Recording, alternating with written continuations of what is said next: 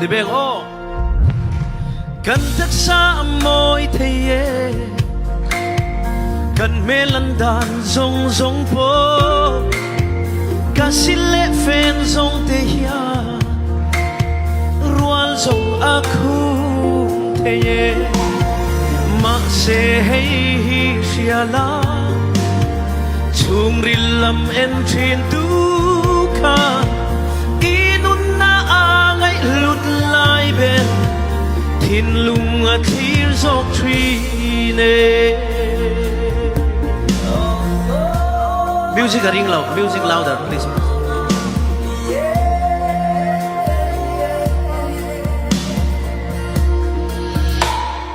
nei rau sum le pai zong a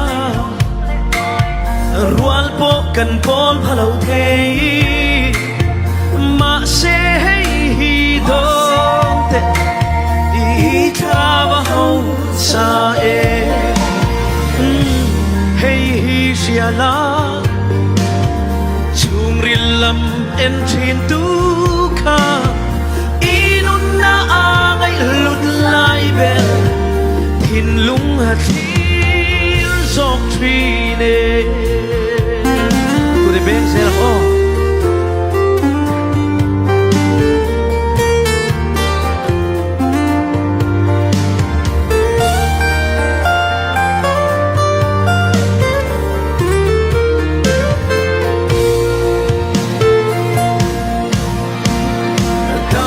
kan chin thêm te kan seng le tri lung oi na kim mu zau reng an om si lo du sam aya tam po hei ma si la